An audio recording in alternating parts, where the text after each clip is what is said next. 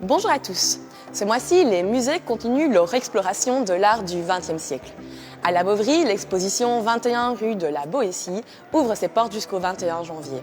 Celle-ci est basée sur le témoignage éponyme d'Anne Sinclair, retraçant la carrière de son grand-père, le célèbre galeriste Paul Rosenberg. Si sa galerie parisienne a joué un rôle majeur dans l'émergence des courants d'avant-garde du XXe siècle, il a également été victime des conséquences de la Deuxième Guerre mondiale. Ainsi, déchu de sa nationalité française par le gouvernement de Vichy, il s'est également vu spolier ses différents biens artistiques. Vincent Delvaux nous raconte l'aventure d'une de ses œuvres. Alors, l'œuvre qui est ici à mes côtés, donc Profil bleu devant la cheminée de Henri Matisse, est une œuvre tout à fait intéressante par son parcours, parce qu'il s'agit d'une œuvre qui a été volée. Elle a été volée pendant la Seconde Guerre mondiale, pendant l'occupation. Les Allemands l'ont dérobée dans une collection, dans un coffre d'une banque dans lequel Paul Rosenberg l'avait cachée. Et elle a été la propriété privée de Hermann Göring, qui s'en est servi comme monnaie d'échange pour acquérir d'autres œuvres d'art anciennes qui l'intéressaient davantage. Et pendant des années, on a perdu sa trace. Et ce n'est que très récemment qu'on a retrouvé cette œuvre et qu'elle a pu être restituée à la famille et aux descendants de Paul Rosenberg. Ainsi, l'exposition consacre une de ses salles aux œuvres qualifiées par le régime nazi d'art dégénéré. Sous le Troisième Reich, le ministère de la Propagande, mené par Joseph Goebbels, cadenasse la production artistique et définit un art officiel aux valeurs traditionnelles comme celles du régime. Ainsi, de nombreuses œuvres d'avant-garde sont confisquées. 125 chefs-d'œuvre sont raflés dans les musées allemands et vendus lors de la célèbre vente de Lucerne dans la Galerie Fischer en Suisse en 1939. À cette occasion, la ville de Liège acquiert aux enchères 9 tableaux de grand maître, parmi lesquels Picasso, Gauguin, Chagall ou encore Ensor. Elles sont à redécouvrir dans l'exposition 21 rue de la Boétie.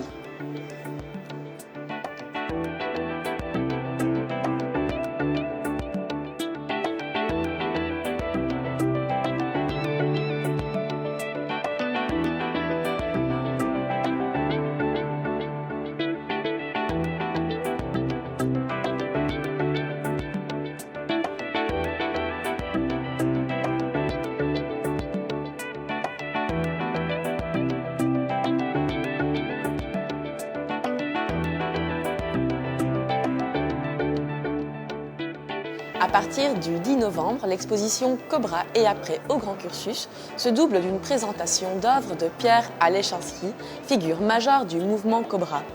Cette exposition s'appuie sur la donation Pierre Alechinsky du musée de l'image imprimée de la Louvière. De 1944 à 1948, Alechinsky étudie l'illustration du livre, la typographie et ses techniques. Il commence à peindre en 1947, mais il faut attendre 1949 pour qu'il adhère au groupe Cobra grâce à sa rencontre avec Christian d'Autremont. Son travail témoigne d'une grande spontanéité et du refus de l'abstraction et de la réalité socialiste. L'exposition est accessible jusqu'au 15 janvier. Donc l'ensemble des œuvres proviennent du centre de la gravure et de l'image imprimée de la Louvière. Donc c'est un prêt exceptionnel qu'ils nous font, surtout que ce sont des œuvres qui viennent directement de Pierre Alechinsky, puisqu'il a fait une donation de l'ensemble de son œuvre graphique à ce centre dédié à l'art graphique. Et donc c'est un magnifique complément par rapport à l'exposition Cobra, dans le sens où l'on voit les œuvres majeures de ce fondateur du mouvement et également des œuvres à 4 mains, à la fois de Pierre Alechinsky et des autres artistes comme Karel Appel ou Karl-Henrik Pedersen par exemple.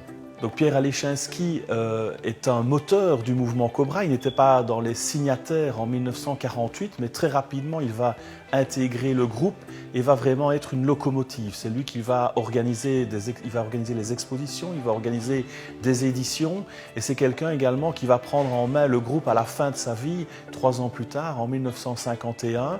Et encore aujourd'hui, c'est un artiste qui est extrêmement fidèle à l'esthétique du mouvement Cobra et qui veille également à l'histoire du mouvement, à la fois dans ses archives, à la fois dans ses témoignages et à la fois dans ses publications actuelles. Alechinsky est un peintre, c'est quelqu'un qui va réaliser des compositions magistrales, mais c'est quelqu'un qui a un intérêt particulier pour l'imprimerie, pour l'art graphique et même pour la calligraphie. Et alors on voit effectivement dans cette exposition que c'est un artiste qui va jouer avec l'ensemble des techniques graphiques, à la fois la lithographie, à la fois l'eau forte par exemple. Il va mêler les différentes techniques et on voit vraiment quelqu'un qui évolue également en une trentaine d'années, puisque les premières œuvres que l'on présente datent du début des années 50 pour se terminer à l'aube du 21e siècle avec ses dernières réalisations. Donc on voit vraiment toute l'évolution de l'artiste à travers ce complément à l'exposition Cobra. Jusqu'au 13 novembre, l'exposition Extrabal à la salle Saint-Georges présente les travaux de 32 artistes à l'occasion des 25 ans des Galeries d'Art des Grignoux. Si l'aventure des cinémas est bien connue, l'activité d'art plastique est parfois restée dans l'ombre. La galerie de Ouégimont, la galerie du Parc, la galerie Satellite et la galerie Le Périscope présentent ici les travaux de quelques artistes parmi les centaines qui ont exposé dans leur galerie. Ainsi, des artistes débutants, des artistes de renommée, des collectifs et des écoles d'art ont pu aller à la rencontre de leur public grâce à ces galeries. L'exposition est accessible du jeudi au dimanche. Dans le cadre du cycle Zone occupée, le Ciné-Musée propose ce mois-ci un film de Philippe Haas, Des pierres et des mouches, Richard Long au Sahara. Le film retrace le voyage de cet artiste anglais au cœur de cette région désertique. Il montre la démarche de cet artiste du land art, laissant volontairement derrière lui des traces éphémères de son passage, telles que des pierres, des cendres ou des empreintes de pas. Ponctué de phrases simples et essentielles énoncées par Long, le film éblouit et surtout fascine. Alors rendez-vous pour le visionner le mercredi 16 novembre au Grand Cursus. En attendant de vous retrouver le mois prochain, cultivez votre vie, mettez-y un peu de musée.